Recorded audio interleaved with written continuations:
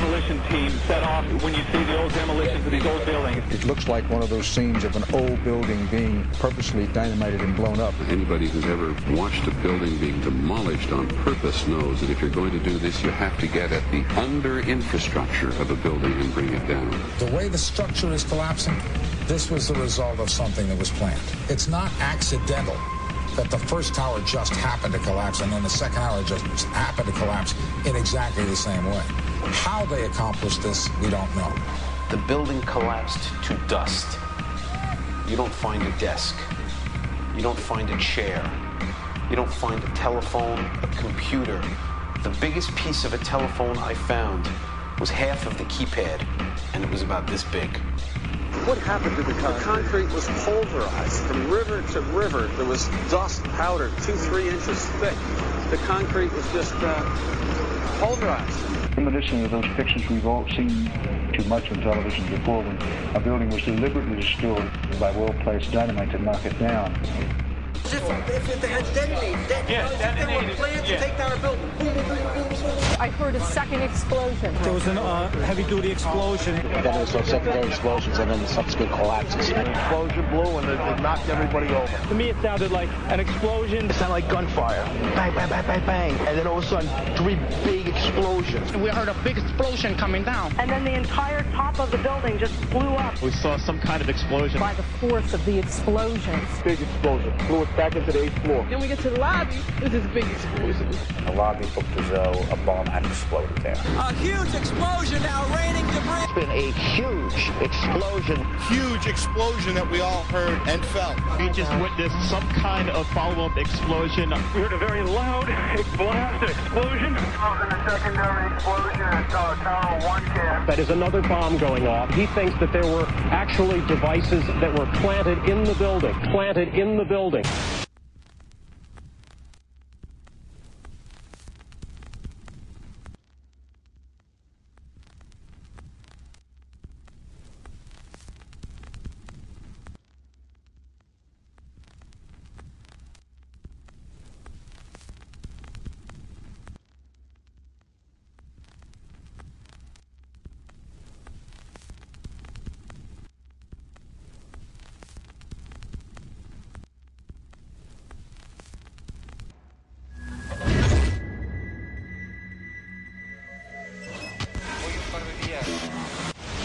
I don't think anybody could have predicted that they would try to use an airplane as a missile, a hijacked airplane as a missile. Nobody in our government, at least, and I don't think the prior government that could envision flying airplanes into buildings.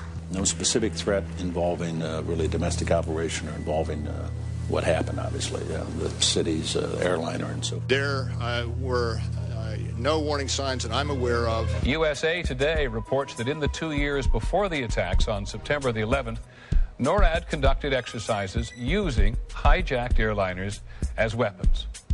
And one target was the World Trade Center.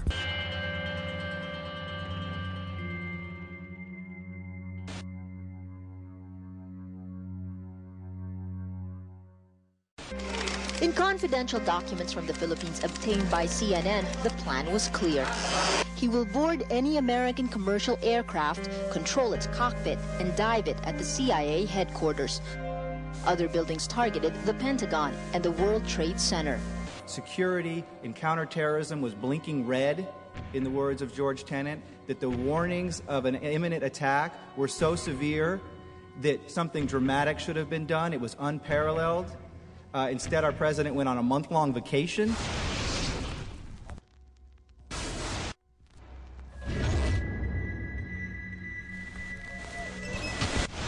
The head of Pakistani intelligence at the ISI, Mahmoud Ahmed, requested Omar Sheikh to wire $100,000 to Mohammed Atta, who was the lead hijacker. Hijacker Mohammed Atta received wire transfers via Pakistan. The man sending the money to Atta is believed to be Ahmed Umar Saeed Sheikh. Omar Sheikh admitted he was supported by the Pakistan government's intelligence service, the ISI.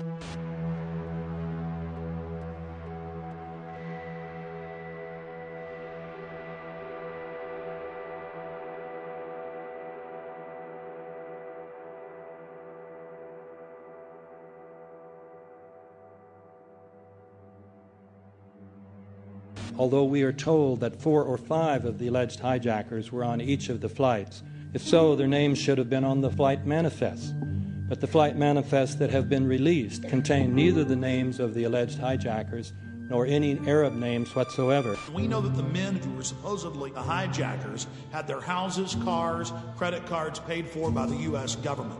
They were, in truth, agents. Evidence was also apparently planted. The passport of one of the hijackers on Flight 11 was allegedly found in the rubble. Goes through the fireball, through the side of the plane, and comes down to the ground unscathed. But something happened.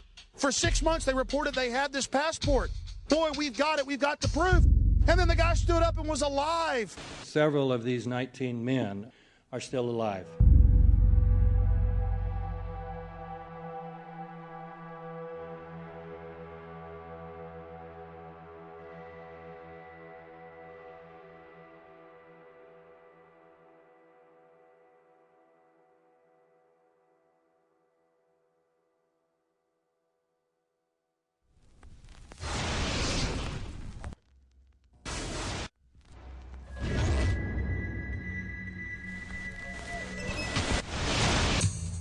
Of course we're after Saddam Hussein.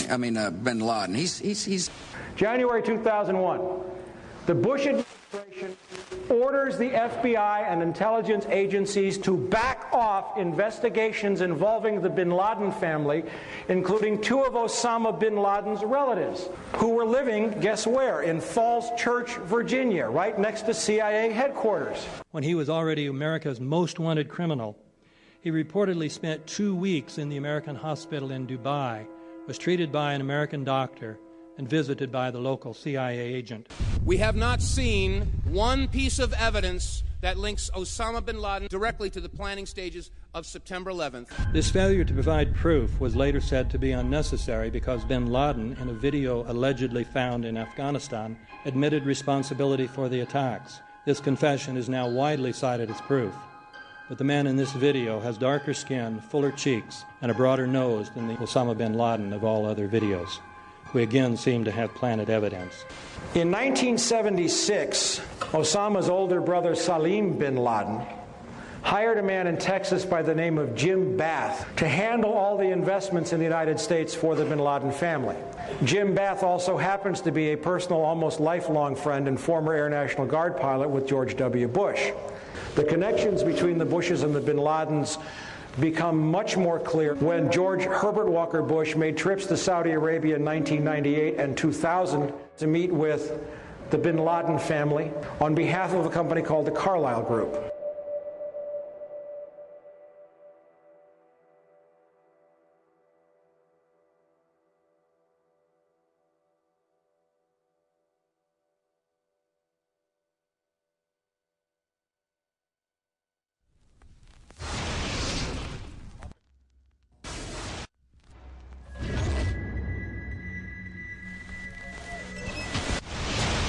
How could anyone fly a 60-ton, 125-foot wide, 44-foot tall plane through this obstacle course? The aircraft, before striking the Pentagon, reportedly executed a 270-degree downward spiral, and yet Hani Hanjour was known as a terrible pilot who could not safely fly even a small plane.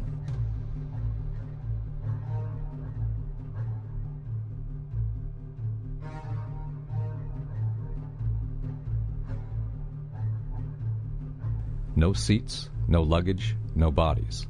Nothing but bricks and limestone.